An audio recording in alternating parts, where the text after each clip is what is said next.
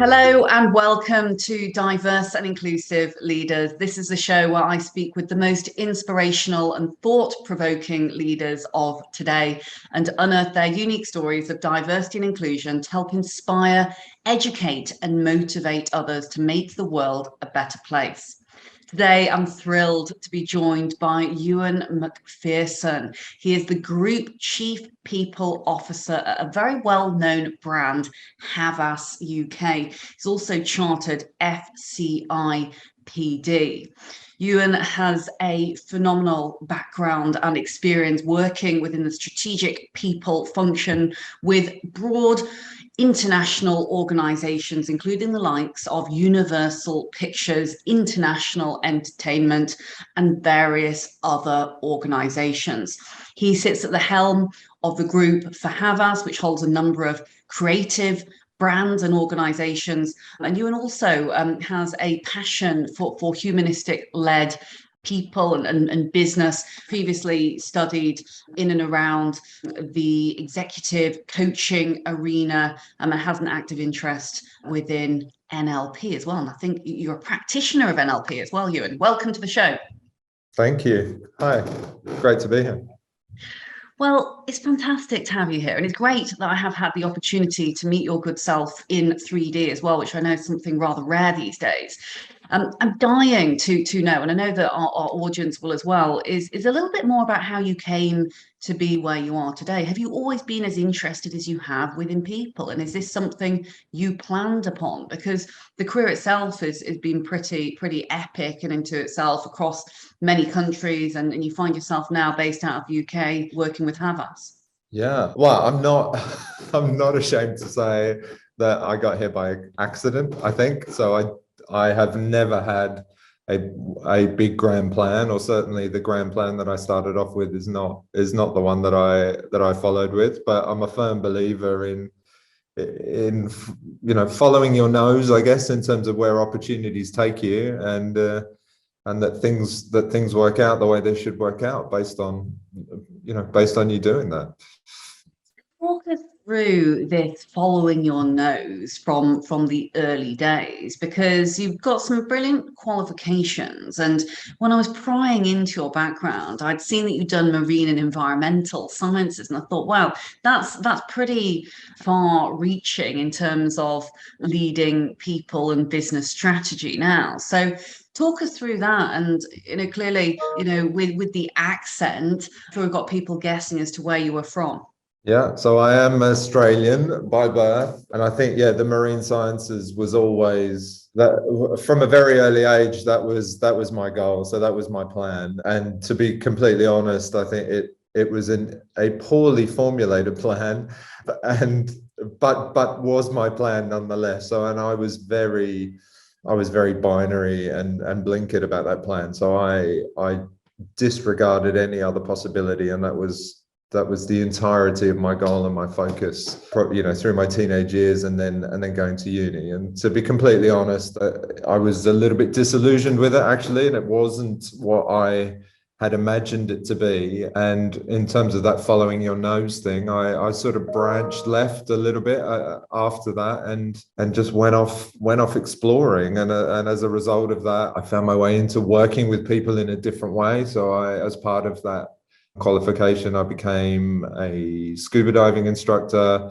I did a lot of traveling, a lot of interaction with different cultures and working in, very exotic and interesting places. And that sort of eventually led down a pathway of training and development, which then evolved into HR, and then here I am. The rest is history. So, and I can absolutely see you being a kind of a cool scuba diving guy post university, rocking it out there in the world. What I was at the time, yeah. But it's fascinating that when I often interview brilliant chief people officers and CHROs, and It's interesting the things that bring them and bind them together working for organizations. It is always that curiosity and that interest in people. And clearly, having got out there from the early days, out there into the world, experiencing a lot of different cultures and environments, perhaps it was some of those people-based interests that led you into this kind of this natural path, working for bigger brands and empowering people in the way that you do. Talk us through a little bit about the current day and the current role, because you're now firmly planted in the UK and you've got a flourishing family who are maybe not so small anymore. But talk to us a little bit about current day Ewen. Yeah, so well, in terms of personally, yes, I'm married. I have two teenage daughters for my sins, and also a 10-year-old son. So they keep me very, very busy, and they, certainly help to create a very, very full life. But they're brilliant. They're lovely. They're all decent people, I think, which is probably the nicest accolade that I could give them. And I'm going to take all the credit for that with my wife, obviously, for making Rightly it that so. way. Yeah. And I think from and I try, we both try and instill that, I suppose, that sense of experience and that sense of cultural difference with them as well, based on both our respective experiences. So obviously, in terms of my potted history around how I got to where I was fortunate enough to work in a job, albeit a very low paying, a lifestyle job, but it took me to some pretty amazing places, and I got to meet and play with some very, very, fantastic people. And growing up, I had a bit of a different experience, certainly to my peers as well. And so I am from Australia. I'm a first generation Australian. So my grandparents and my mother emigrated to Australia when my mother was really, really young. So, and I don't pretend to have an experience anywhere near the level of, of people that we meet and talk about and support in the context of D&I. But I think I have a little bit of an insight into what that's like. And so we try to really make sure that our kids have got their eyes wide open around that as well. So, and professionally, Havas is an incredible place to work, and it is a real privilege to be in my position, being able to lead, work with, and be of service to the people that we have here. We're made up of around 26 different agencies and businesses here in the UK. We all come together as a group under what we call the village. And globally, we've referred to ourselves as villages, particularly the physical spaces where we come together, but even conceptually around this idea of coming together as a village as opposed to a network as a group or a group.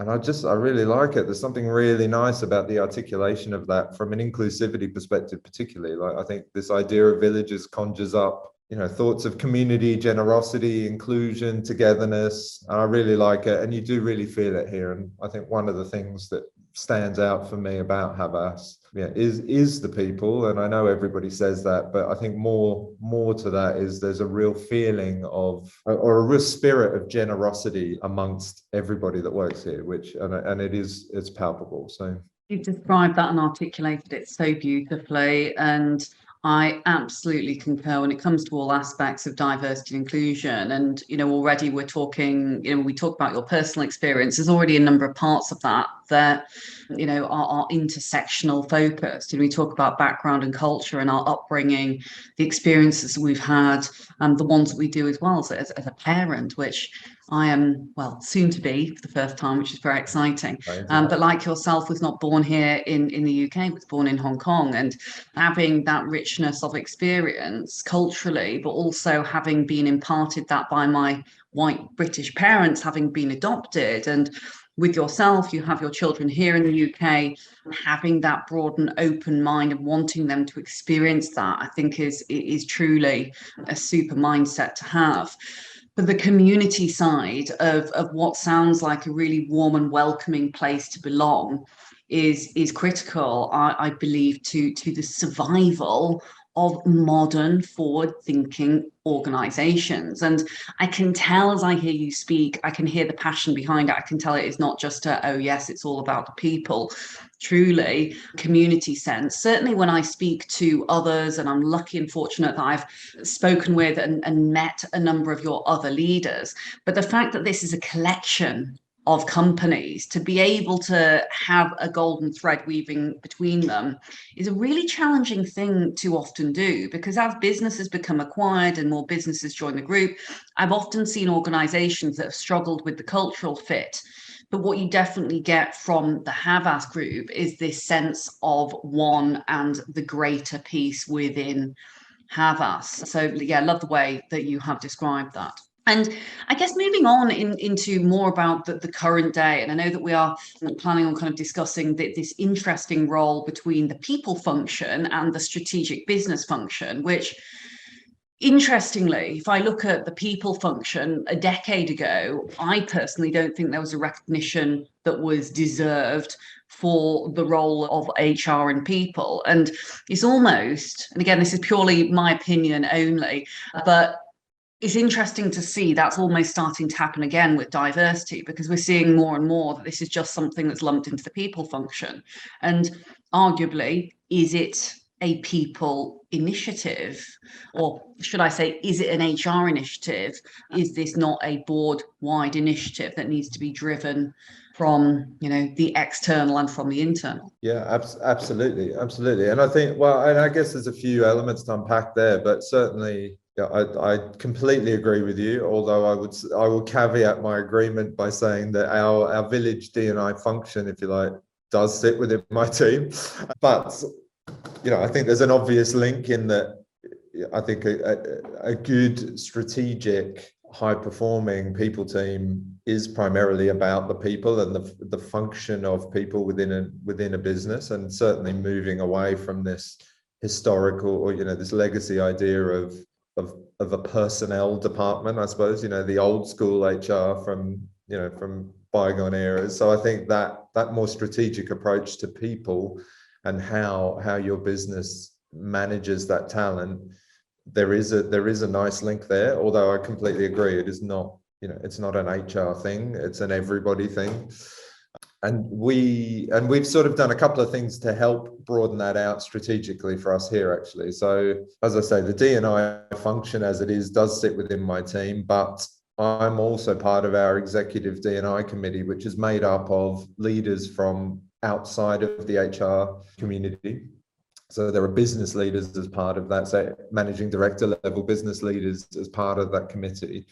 And our main remit is to lead strategy and drive action at that village level. And our group D&I lead is part of that as well. So it's not just me within that group from a people or HR perspective. And what we've also done, and we put a particular focus on last year, was putting more emphasis on action being driven by local agencies and local businesses rather than just at this centralized or group level. And to help achieve this, we expanded our champion network. We call them, our diversity strategy is called All In. So we call them our All In ambassadors.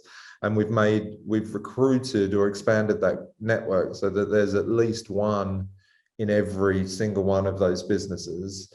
And we worked with them to create tailored strategies and targets for their respective businesses as well. And then to help cement these, which I'm sure Chris probably touched on, Chris Hurst, my boss, our UK chairman, who I know you've spoken to before. But to help cement those local commitments, we've also included D&I specific KPIs for all of our CEOs. And those are now measured directly against financial performance in those same quarterly updates. So it's very, very intrinsically linked to our business performance as a company too. That is such a fantastic summary, and it pleases me no end that when people are listening to this, they realise actually this is mile wide, this is mile deep. And it is something that needs constant nurture, attention, but also structure, strategy, and process, which you've outlined there beautifully. Having the exec level sponsorship by way of yourself, and the CEOs, yet also having some meaningful, impactful targets behind that is critical, because it demonstrates immediately from the outset that actually this is linked to financial performance.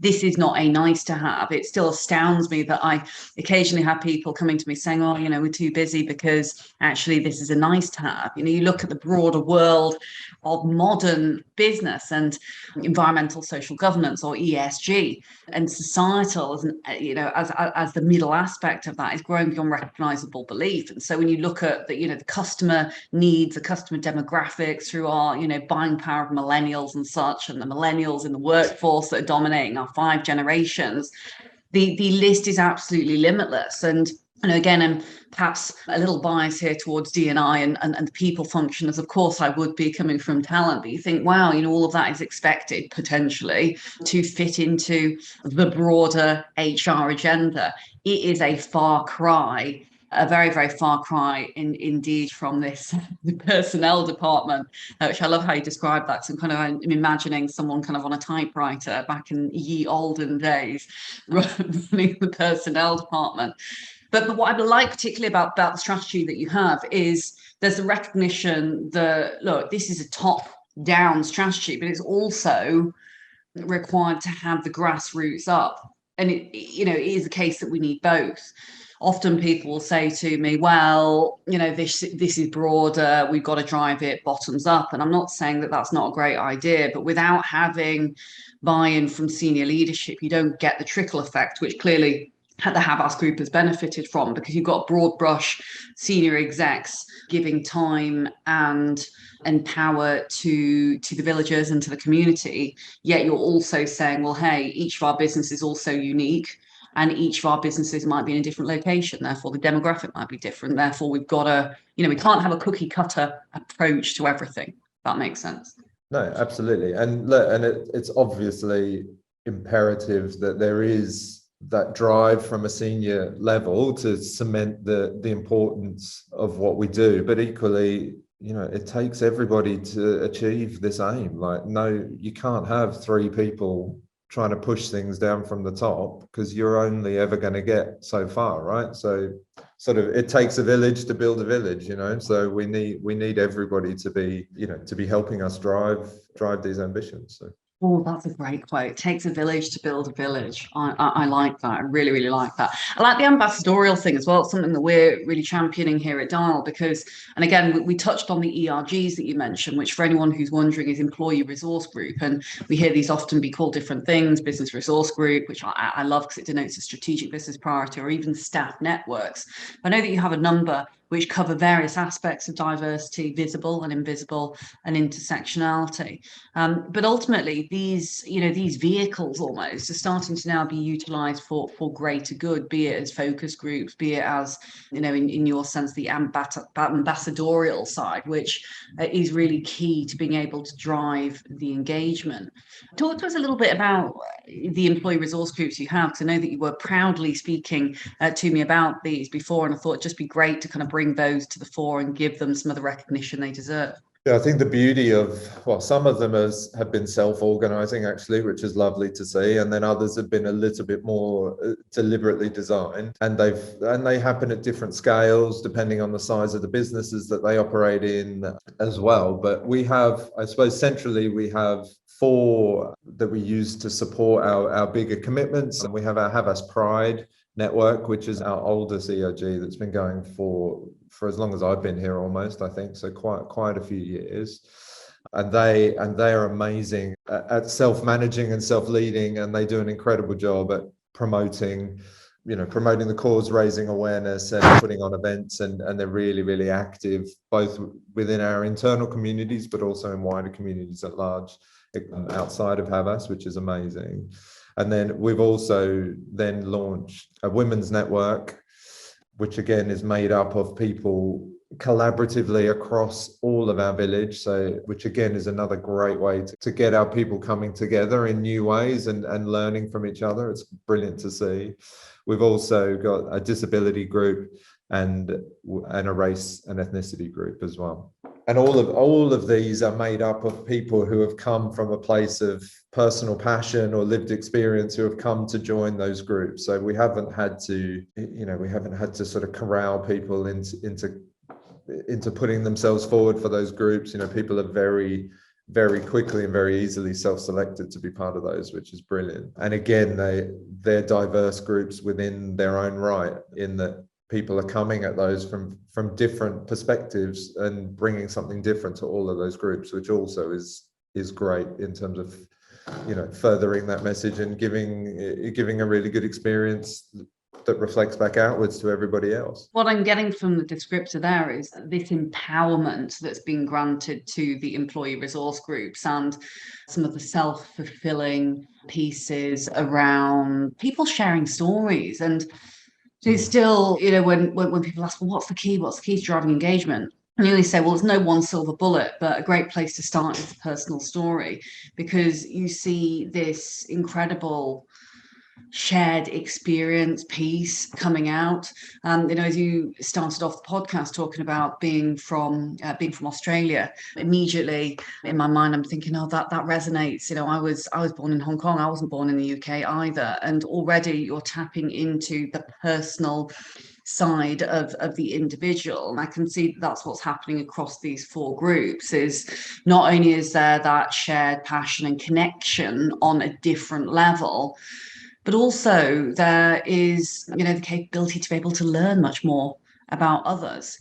You think some of the preconceived notions around employee resource groups are, they must just be for Asian people. They must just be for those that have, different abilities, when actually, firstly, a number of us can fit into a number of those groups. It's entirely possible to be, Chinese and dyslexic and a millennial and a parent and such like. But also there's the learning perspective. It's fascinating to learn about other people's cultures and environments and their stories, which I really do think is the biggest way to drive engagement. You suddenly start to look at people in very different lights. Yeah, and it can be all of those things, can't it? I think that's the beauty of those groups. It's also a really great place for allyship to exist and for people to come in and be part of that conversation. Like they create a safe space for everybody and a support network for everybody, potentially. Indeed, the safe space, so important, so important indeed, if we're really going to foster this culture of truly being our authentic, quote unquote, selves. Now, I must squeeze in before we run out of time, because I could talk to you all day about the people function and humanistic leadership is my favourite subject, if you haven't guessed. But I'd love to move into a little lightning round and ask you a couple of quick fire questions. I'll give you about 30 seconds to answer each one. Okay. If that's okay. Yeah, let's do it. Okay, let's do it. So first, hardest one first. I love asking this question. What's your secret to success, or is there one? I will say I just try and keep things simple and just get on with it. I think, I think as humans, we have this amazing ability to overcomplicate everything. Actually, the simple answer is normally the right one. So just keep it simple and get on with it. That is so you. I love it. I honestly, I love it. And yeah, overcomplicating things, overthinking things, it can be a real enemy when we're in our own mind. So yeah, concur on simplicity and rememberability. And how about, I know we talked a lot about diversity and inclusion, but it means different things to different people. What does diversity, inclusion, belonging, equity, what does that all mean to you personally? I often talk about it in that I like to think more about inclusion and less about diversity, actually, and sort of take a deliberately obtuse approach to it, in that if you take an approach that includes everybody, then you naturally will get the diversity you're looking for. And I know it's not that simple, and I know we have to do targeted things to help elevate the profiles and and create opportunities where otherwise there may be barriers. But I think if you try and take a relatively simplistic approach, it's much, you're going to get a lot further than trying to overcomplicate everything all the time. I like the include all methodology, because And again, from a people and a talent perspective, I often used to call it organ rejection. If we don't have a safe, welcoming environment with the safe space that you mentioned, where you can put diverse in inverted commas or stereotypically diverse talent into a hole in the organizational structure, but if the ground is not adequately fertile, shall we say, for that talent to flourish, then it's going to be rejected anyway. So inclusion first, diversity second. But again, having the metrics, as you say, around this and the goals also critical to getting up that mountain. Yeah. And finally, I wonder if you could go back in time and perhaps it's back in time in the kind of the scuba diving Ewen days, traveling around the world, wondering what to do next, having thought, oh God, I might need a bit of a change from marine and environmental science. I'm not sure what I'm going to do. What advice might you give your younger self, or indeed someone who is in a similar situation, shall we say? I always think about, whenever I'm asked about that, I always think, I saw some meme on Instagram once, and it basically said, don't let anyone ruin your day. Be a man and ruin it yourself, which always makes me laugh. But I think besides that, I would say, I think just being bolder and about asking what you want for sooner, I think would probably be my advice to my younger self, if you like. Brilliant meme. I'll be looking that up afterwards. You don't let anyone ruin your day. You can ruin it yourself. I think that's fantastic. And in terms of being braver, look, I mean, if you don't ask, you don't get. So being bold, being brave, being yourself, what is the worst that can happen? What a fantastic note to end this podcast on. Ewen, it's been a joy having you here, an absolute joy. I know I coaxed you into it, hosting you in December, but it's been really very happy to be here. Thanks, Leila. Well, it's been a joy having you here. I'm going to do my best now to kind of summarize some of the key points. But again, for all those who are listening, I hope that you've really enjoyed this podcast. I think, in terms of being thought-provoking there with the mile wide, mile deep, and does diversity fit within the HR and the people function, or ultimately should it be a broad wide function that is everyone's responsibility? To some of Ewen's earlier points that are fascinating. Also, I love the fact that we've drawn and shed a light on some of the intersectional perspectives. Diversity is not just what sits along the surface level, but actually it goes far deeper and more intrinsic to that. But again, this sense of community, this sense of the changing world that lives within togetherness and generosity and the capability to bring all together as one. I think some brilliant examples that we've learned there, especially from a group chief people officer perspective with a rich group of very different organizations. And finally, finding the ambassador within all areas of the organizations to ensure engagement is driven. I'll be remembering the "takes a village to build a village" quote. I think that's a super one. And again, Ewen, thank you so much for joining me. Thank you. My name's Leila McKenzie-Delis. I'm the founder and CEO of Dial Global. You've been listening to Ewen MacPherson from Havas Group. Make sure you check him out on LinkedIn. If you would like to see the show notes for the show, you didn't manage to write everything down, don't worry. You'll be able to check those out after you've listened to the audio recording. If you do need subtitles or any other way of consuming the podcast today, do reach out to the team and I and get in touch. Otherwise, you can hear it on Audible, Spotify, and Apple Podcasts, in addition to within our Dial Global app. It's Dial Global Network in the App Store, or visit us directly, www.dialglobal.org/podcast, and we'll look forward to seeing you again next week. Thank you so much for watching the Diverse and Inclusive Leaders podcast. Please do feel free to hit the like button below, or if you'd like to receive future notifications, do ping the notification bell here at the side. If you're interested in the audio version only, you can find it on the following streaming platforms. Any extra info and descriptions will be in the links below. Look forward to seeing you soon.